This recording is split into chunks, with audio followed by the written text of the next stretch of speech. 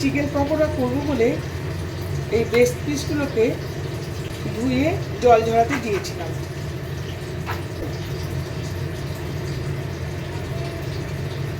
এবার আমি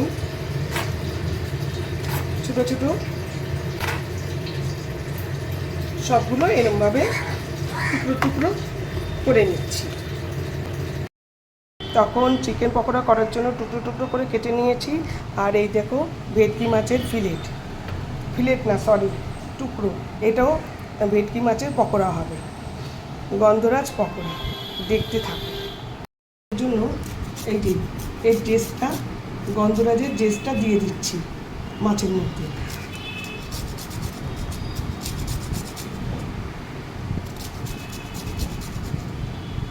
মাছের টুকরোর মধ্যে প্রথমে দিচ্ছি, সাদা অংশ দিলে চলবে না, তেতো হয়ে যাবে।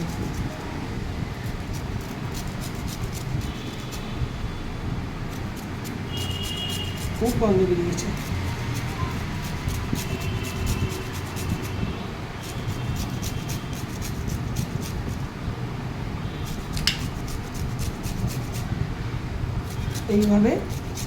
এইভাবে দিয়ে দেবো পুরোটা। তারপরে চিকেনেরটা আরেকটা দেবো।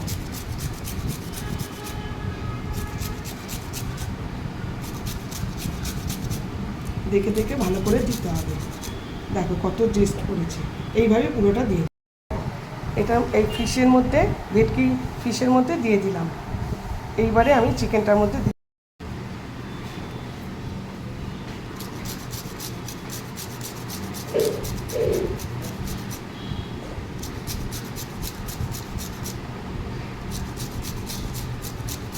সেমভাবে চিকেনের মধ্যে দিয়ে দিচ্ছি। সেমভাবে চিকেনের মধ্যে দিয়ে দিলাম। এই ভেটকি মাছের ফিলেটের মধ্যে যেটা ফিশ পকোড়া বানাবো তার মধ্যেও দিয়ে দিয়েছি জেসটা, আর চিকেনের মধ্যেও জেস দিয়ে দিয়েছি গন্ধরাজের। এটা গন্ধরাজ চিকেন পকোড়া বানাবো। আর এইদিকে আমি এই যে মশলা করে রেখেছি, গোলমরিচ আর গরম মশলা, মানে 3 রকম গরম মশলা যেটা থাকে, এটা আমি করে রেখেছি। এই যে খোসাগুলো দেখা যাচ্ছে, এগুলো ফেলে দেবো।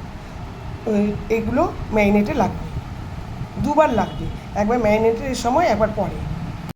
মশলাটা দিয়ে দিলাম আমি, এই যে খোসাটা পড়ছে আমি তুলে ফেলে দেবো। আর চিকেনেও দিয়ে দিচ্ছি। এইটা আবার এই চিকেনেও দিয়ে দিলাম, এটা আবার পরে লাগবে। এই খোসাগুলো ধরে ফেলে দেবো। দেখলে তো তোমরা মশলা দিয়েছি, এটা দিয়েছি। এইবার দিয়ে দেবো এই যে আদা রসুন, কাঁচা লঙ্কা, ধনেপাতা, এটা বেটে নিয়েছি, এটা এর মধ্যে দিয়ে দেবো। আর এর মধ্যে বাদবাকিটা দিয়ে দিলাম, কারণ চিকেনটা বেশি আছে। কিন্তু তা বলে গন্ধরাজ চিকেন বলে এটা ভাববে না তোমরা যে সবুজ হবে। সবুজ অবশ্যই হবে, সে একটুখানি, কিন্তু এটার স্মেলটাই আসলে, মানে গন্ধটাই আসলে আর কি। এই দিয়ে দিলাম। এবারে আমি একটা লেবু, যেটা জেস্ট দিয়েছি সেই লেবুরই এই যে খানিকটা রস দিয়ে দিলাম। বাদবাকি রস এতে দিলাম, কিন্তু আমার আরেকটু লাগবে। এই যে এটার মধ্যে আরেকটু রস দিয়ে দিলাম। বেশি দেওয়া যাবে না, কারণ টক হয়ে যাবে। আর দিয়ে দেবো নুন। এবার দিয়ে দিলাম নুন। এই নুনটা এতে লাগবে, কারণ এটা অনেকটা আছে। এইবারে এগুলো মাখিয়ে আমি ফ্রিজের মধ্যে রেখে দেবো। তোমরা 30 মিনিট আগেও করতে পারো, ফিশ তো, কিন্তু চিকেন ফিশ দুটোই রেখে দেবো। আমি যখন আধ ভাজা করবো, এটা 2বার ভাজতে হবে, এটা মাথায় রাখবে তোমরা। যে কোনো জিনিস এই পকোড়া 2বার ভাজলে, পকোড়া চপ 2বার ভাজলে দারুণ হয়। ব্যাস, এটা মাখিয়ে রাখলাম। এইবারে চিকেনটা ম্যারিনেট করে রাখছি, আর কিছু লাগবে না।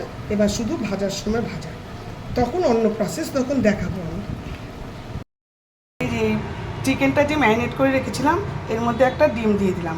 প্রথমে আমি চিকেন পকোড়া, গন্ধরাজ চিকেন পকোড়াটাই বানাবো।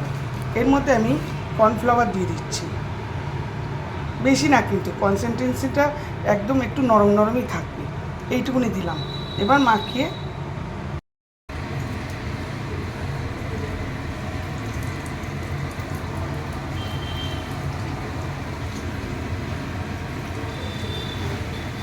এইভাবে সব কটা দিয়ে দিয়ে পকোড়া বানাবো।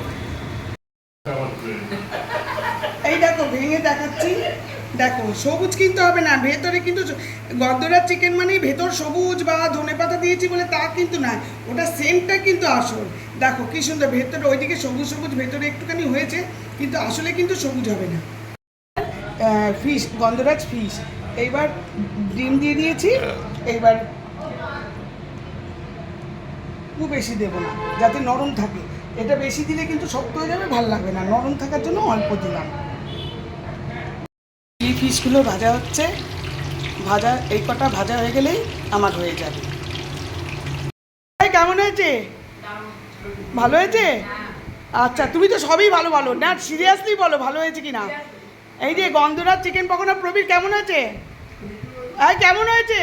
এ ভীষণ নিন্দুকে ছেলে, এ যদি ভালো বলেছে মানে ঠিকঠাক ভালো হয়েছে, প্রচুর নিন্দুকে এ, খালি কুদ ধরার মধ্যে আছে।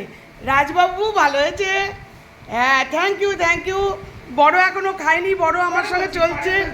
হ্যাঁ, বড় তো আমার সঙ্গেই রয়েছে, এখন ভাজাভুজি চলছে তাই জন্য খাওয়ায়নি। আর আমার বরকে দেখাবো না, পুরো খালি গায়ে হয়ে বসে খাচ্ছে, ওর গায়ে এত গরম এসি চলছে তাও একদম দেখাবো না। কেমন হয়েছে শুধু বলো চেঁচিয়ে, বলো বলো চেঁচিয়ে বলো কেমন হয়েছে। দারুণ হয়েছে? আচ্ছা, thank you thank you thank you.